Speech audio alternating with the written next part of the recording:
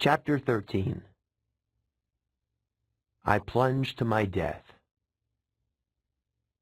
We spent 2 days on the Amtrak train, heading west through hills, over rivers, past amber waves of grain. We weren't attacked once, but I didn't relax. I felt that we were traveling around in a display case, being watched from above and maybe from below. Something was waiting for the right opportunity.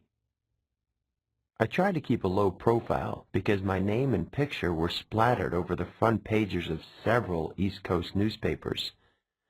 The Trenton Register News showed a photo taken by a tourist as I got off the Greyhound bus. I had a wild look in my eyes. My sword was a metallic blur in my hands. It might have been a baseball bat or a lacrosse stick. The picture's caption read, 12-year-old Percy Jackson, wanted for questioning on the Long Island disappearance of his mother 2 weeks ago, is shown here fleeing from the bus where he accosted several elderly female passengers. The bus exploded on an East New Jersey roadside shortly after Jackson fled the scene. Based on eyewitness accounts, police believe the boy may be traveling with 2 teenage accomplices. His stepfather, Gabe Ugliano, has offered a cash reward for information leading to his capture. Don't worry, Annabeth told me. Mortal police could never find us. But she didn't sound so sure. The rest of the day, I spent alternately pacing the length of the train because I had a really hard time sitting still or looking out the windows. Once, I spotted a family of centaurs galloping across a wheat field, bows at the ready as they hunted lunch. The little boy centaur, who was the size of a second grader on a pony, caught my eye and waved. I looked around the passenger car, but nobody else had noticed. The adult riders all had their faces buried in laptop computers or magazines. Another time, toward evening, I saw something huge moving through the woods. I could have sworn it was a lion, except that lions don't live wild in America, and this thing was the size of a Hummer. Its fur glinted gold in the evening light, then it leaped through the trees and was gone. Our reward money for returning Gladiola the poodle had only been enough to purchase tickets as far as Denver. We couldn't get berths in the sleeper car, so we dozed in our seats.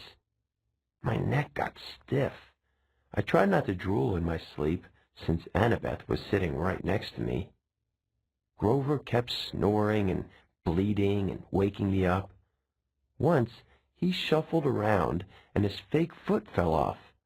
Annabeth and I had to stick it back on before any of the other passengers noticed. "So," Annabeth asked me, once we'd gotten Grover's sneaker readjusted, "who wants your help?" "What do you mean?" "When you were asleep just now, you mumbled, 'I won't help you.' Who were you dreaming about?" I was reluctant to say anything. It was the second time I'd dreamed about the evil voice from the pit, but it bothered me so much I finally told her. Annabeth was quiet for a long time.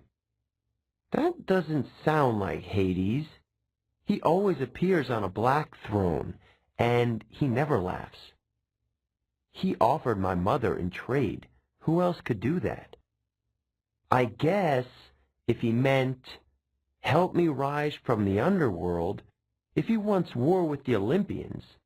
But why ask you to bring him the Master Bolt if he already has it?" I shook my head, wishing I knew the answer.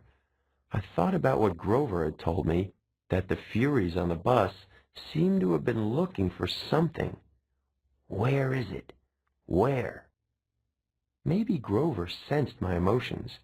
He snorted in his sleep, muttered something about vegetables, and turned his head. Annabeth readjusted his cap so it covered his horns.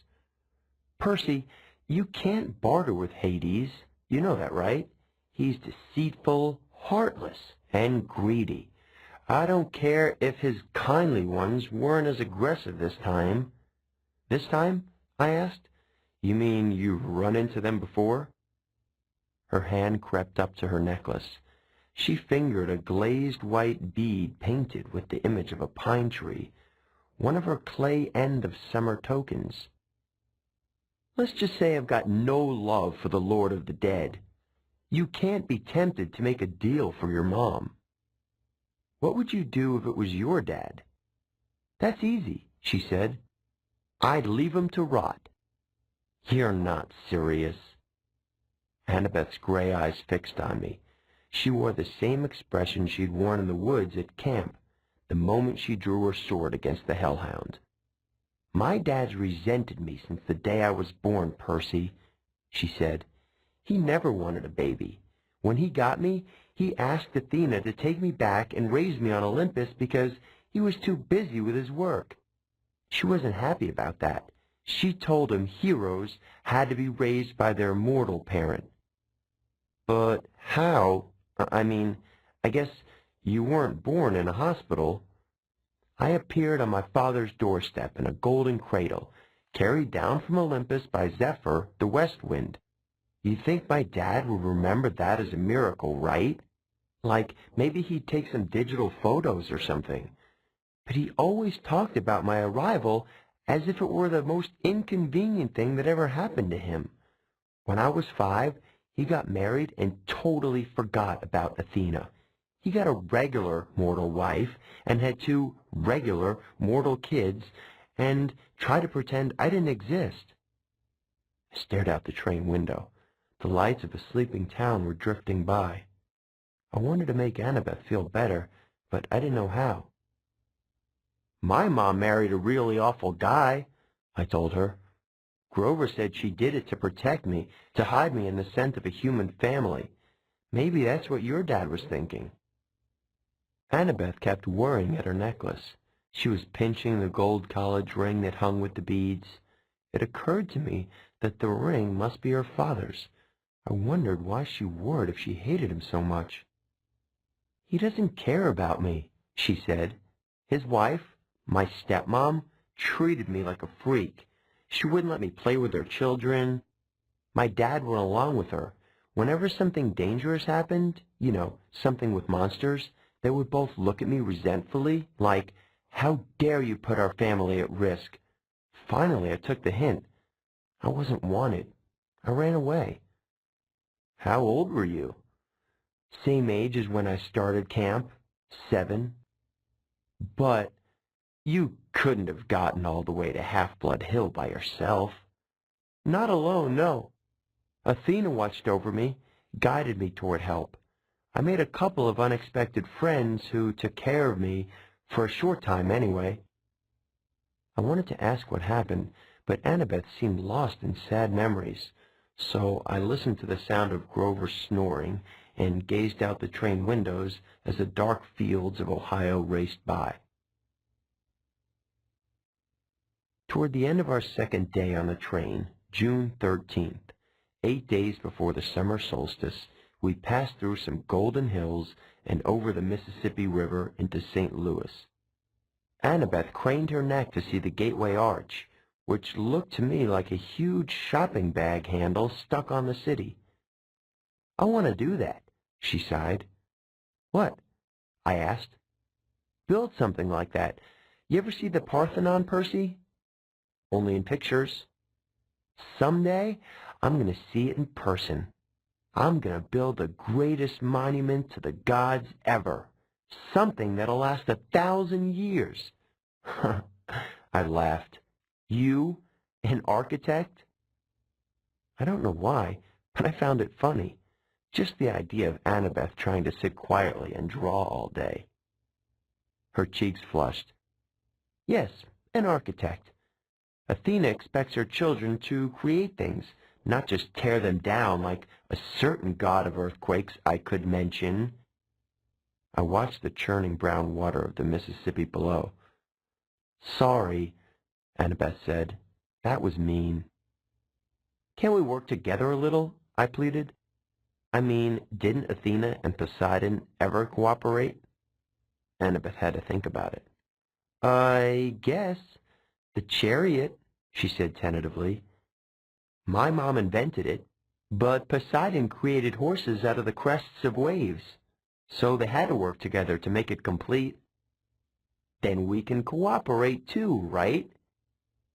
We rode into the city, Annabeth watching as the arch disappeared behind a hotel. I suppose, she said at last. We pulled into the Amtrak station downtown. The intercom told us we'd have a 3-hour layover before departing for Denver. Grover stretched. Before he was even fully awake, he said, "Food." "Come on, goat boy," Annabeth said. "Sightseeing." "Sightseeing? The Gateway Arch," she said.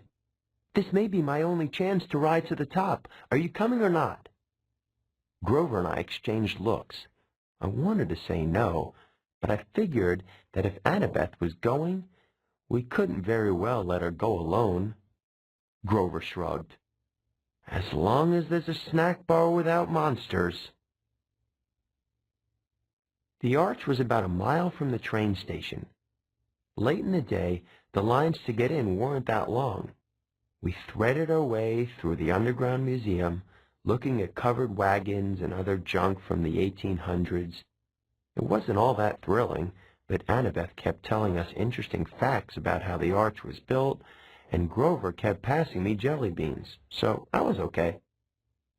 I kept looking around, though, at the other people in line. "You smell anything?" I murmured to Grover. He took his nose out of the jelly bean bag long enough to sniff. "Underground," he said distastefully. "Underground air always smells like monsters. Probably doesn't mean anything." But something felt wrong to me. I had a feeling we shouldn't be here. "Guys," I said, "you know the god symbols of power?" Annabeth had been in the middle of reading about the construction equipment used to build the arch, but she looked over. "Yeah? Well, hey, Grover cleared his throat. "We're in a public place? You mean our friend downstairs?" Right," I said. "Our friend way downstairs. Doesn't he have a hat like Annabeth's?" "You mean the Helm of Darkness?" Annabeth said. "Yeah, that's his symbol of power. I saw it next to his seat during the Winter Solstice Council meeting." "He was there?" I asked. She nodded. "It's the only time he's allowed to visit Olympus. The darkest day of the year. But his helm is a lot more powerful than my invisibility hat, if what I've heard is true." "It allows him to become darkness," Grover confirmed. "He can melt into shadow or pass through walls. He can't be touched or seen or heard, and he can radiate fear so intense it can drive you insane or stop your heart. Why do you think all rational creatures fear the dark?" "But then, how do we know he's not here right now watching us?" I asked. Annabeth and Grover exchanged looks. "We don't," Grover said. "Thanks, that makes me feel a lot better," I said. "Got any blue jelly beans left?" I'd almost mastered my jumpy nerves when I saw the tiny little elevator car we were going to ride to the top of the arch, and I knew I was in trouble. I hate confined places. They make me nuts. We got shoehorned into the car with this big fat lady and her dog, a chihuahua with a rhinestone collar. I figured maybe the dog was a seeing-eye chihuahua because none of the guards said a word about it. We started going up. Inside the arch, I'd never been in an elevator that went in a curve, and my stomach wasn't too happy about it. "No parents?" the fat lady asked us. She had beady eyes, pointy, coffee-stained teeth, a floppy denim hat, and a denim dress that bulged so much she looked like a blue jean blimp. "They're below," Annabeth told her, "scared of heights." "Oh, the poor darlings." The chihuahua growled. The woman said, Now, Sonny, behave." The dog had beady eyes like its owner, intelligent and vicious. I said, "Sonny, Is that his name? No, the lady told me. She smiled, as if that cleared everything up. At the top of the arch, the observation deck reminded me of a tin can with carpeting. Rows of tiny windows looked out over the city on one side and the river on the other. The view was okay, but if there's anything I like less than a confined space, it's a confined space 500 feet in the air. I was ready to go pretty quick. Annabeth kept talking about structural supports and how she would have made the windows bigger and designed a see-through floor.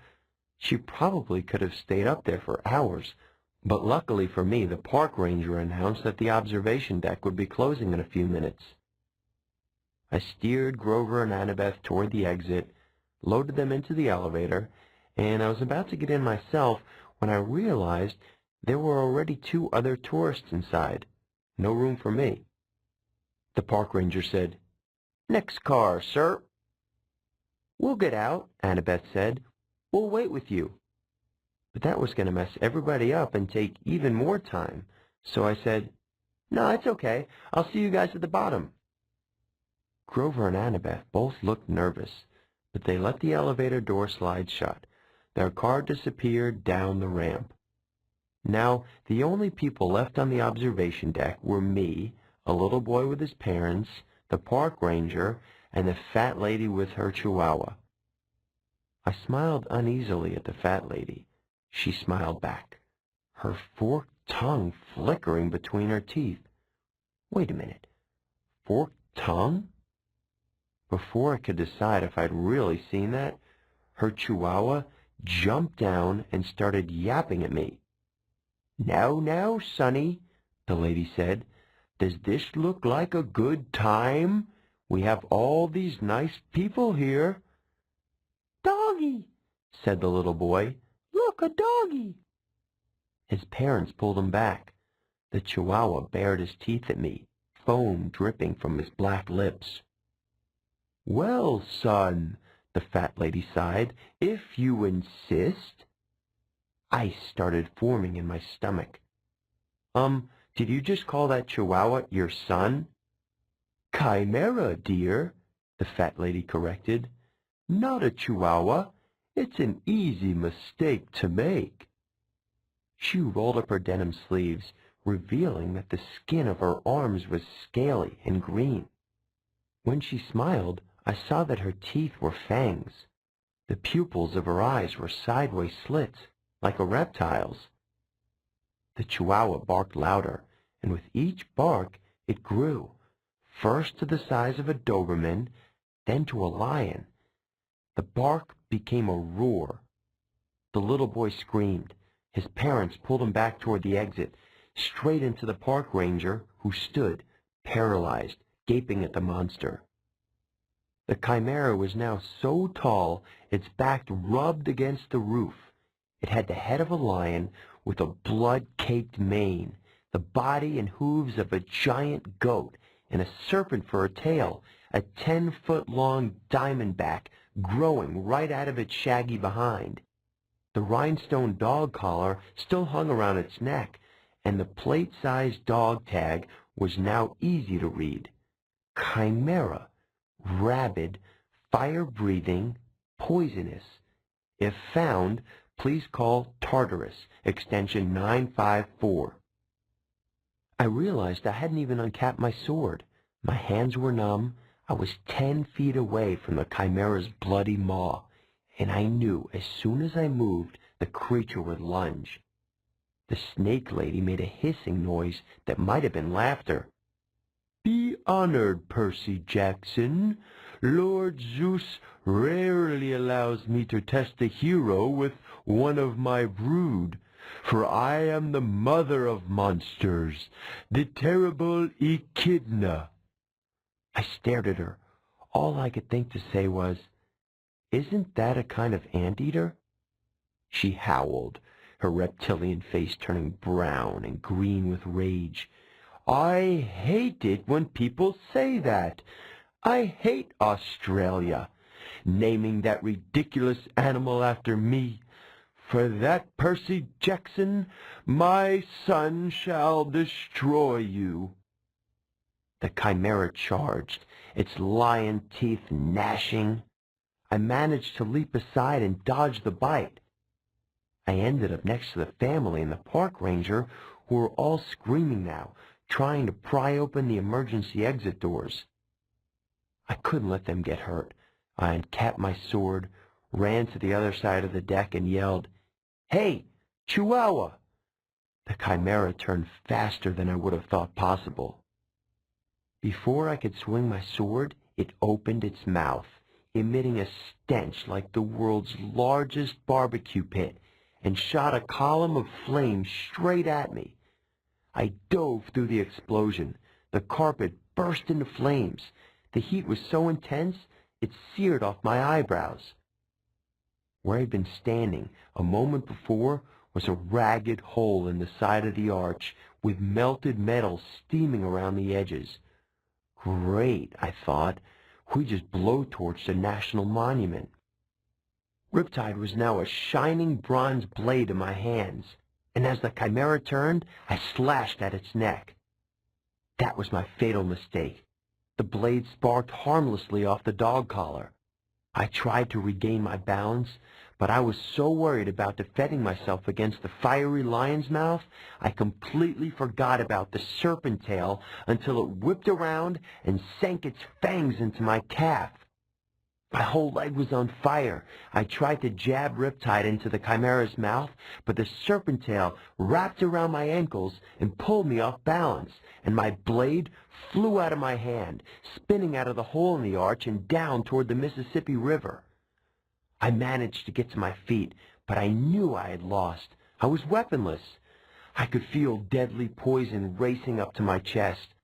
I remembered Chiron saying that Anaclysmos would always return to me, but there was no pen in my pocket. Maybe it had fallen too far away. Maybe it only returned when it was in pen form. I didn't know, and I wasn't going to live long enough to figure it out. I backed into the hole in the wall. The chimera advanced, growling, smoke curling from its lips. The snake lady, Echidna, cackled. "They don't make heroes like they used to, eh, son?" The monster growled. It seemed in no hurry to finish me off now that I was beaten. I glanced at the park ranger and the family. The little boy was hiding behind his father's legs. I had to protect these people. I couldn't just die. I tried to think, but my whole body was on fire. My head felt dizzy. I had no sword. I was facing a massive, fire-breathing monster and its mother, and I was scared. There was no place else to go, so I stepped to the edge of the hole. Far, far below, the river glittered. If I died, would the monsters go away? Would they leave the humans alone? "If you are the son of Poseidon," Echidna hissed, "you would not fear water. Jump, Percy Jackson. Show me that water will not harm you. Jump and retrieve your sword. Prove your bloodline." Yeah, right, I thought. I'd read somewhere that jumping into water from a couple of stories up was like jumping into solid asphalt. From here, I'd splatter on impact. The chimera's mouth glowed red, heating up for another blast. "You have no faith," Echidna told me. "You do not trust the gods. I cannot blame you, little coward. Better you die now. The gods are faithless. The poison is in your heart." She was right. I was dying. I could feel my breath slowing down. Nobody could save me, not even the gods.